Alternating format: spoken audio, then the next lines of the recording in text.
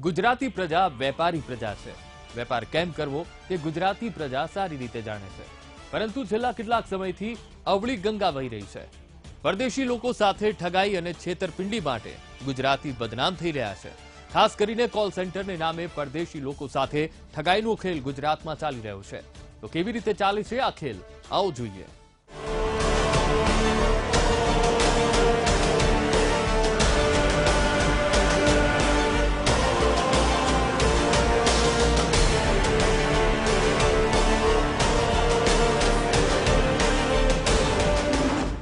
નાણાં કમાવાનો નવો કિમિયો, ધાબા પર કોલ સેન્ટર, વિદેશીને ચૂનો, ગુજરાતી માલામાલ। તમારી ટીવી સ્ક્રીન પર જોવા મળતા બંને શખ્સો શાતિર છે અને હોશિયાર છે। આ બંને મિત્રો સાથે ઠગાઈનો ખેલ કરતા હતા। તમે એવું ના વિચારતા કે આ ચોર કે લૂંટારા હશે, એવું કશું જ નથી। આ બંને મિત્રો કોલ સેન્ટર ચલાવતા હતા। પોલીસ ગિરફ્તમાં જોવા મળતા શહેજાદ પઠાણ અને પુરુષોત્તમ સિંઘને ધંધામાં નુકસાન થતા અમેરિકાના નાગરિકો પાસેથી રૂપિયા પડાવવાનો કારોબાર શરૂ કર્યો। દેશમાં રહીને પરદેશી બાબુ સાથે કેવી રીતે ઠગાઈ કરવી તે સારી રીતે જાણતા હતા। આ બંને મિત્રો પરદેશી લોકોને ડરાવી ધમકાવી અને પ્રોસેસના નામે નાણાં કમાતા હતા। પરંતુ આ સમય દરમિયાન કારંજ પોલીસને બાતમી મળી હતી કે પાનકોર નાકા પાસે આવેલી મનીષ ફાર્મા કેર નામની દુકાનના ધાબા પર બે વ્યક્તિ કોલ સેન્ટર ચલાવે છે, જેના આધારે પોલીસે રેડ પાડીને બોગસ કોલ સેન્ટર પકડ્યું। જાનન ગલીમાં રહેતા શહેજાદ પઠાણ અને કારંજની રાજધાની હોટલમાં રહેતા પુરુષોત્તમ સિંઘની ધરપકડ કરી હતી। આરોપીની પૂછપરછ દરમિયાન જાણવા મળ્યું હતું કે અમેરિકન નાગરિકોનો ડેટા મેળવી પેડે પ્રોસેસના આધારે વિદેશમાં ફોન કરી જુદા જુદા ફાઇલ ચાર્જના નામે ડોલર ઉઘરાવતા હતા। નાગરિકો ડોલર ગૂગલ પ્લેમાં ડોલર જમા કરાવતા। આરોપીઓએ તેમાં જણાવેલ આંકડા પ્રમાણે પેમેન્ટની પ્રોસેસ કરાવતા હતા, તેમજ મનીગ્રામ મારફતે પણ પૈસા મેળવી લેતા હતા।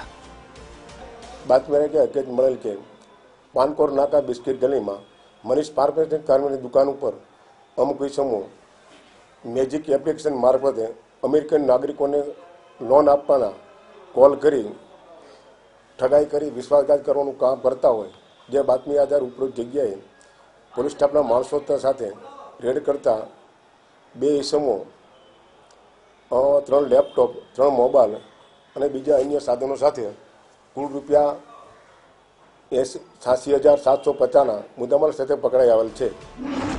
શા માટે કોલ સેન્ટર ચાલુ કર્યું? શું હતી આરોપીની મજબૂરી?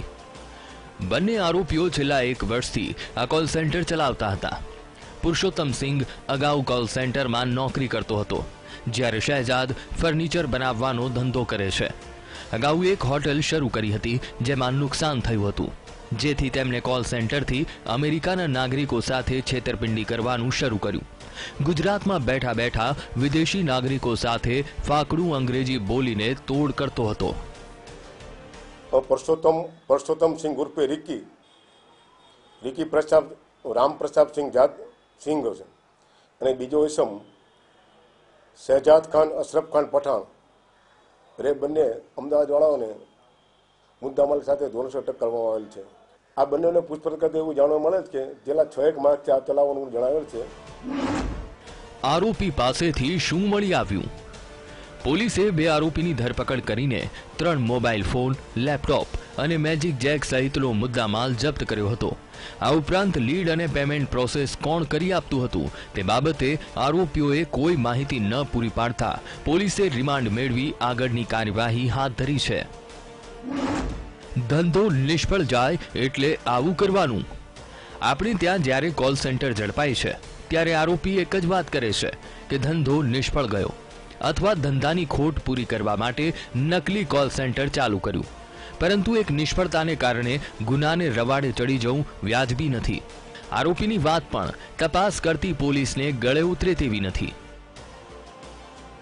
ક્રિમિનલ માટે કેમેરામેન દશરથ ઠાકુર સાથે અનિતા પટણી, વીટીવી ન્યૂઝ, અમદાવાદ।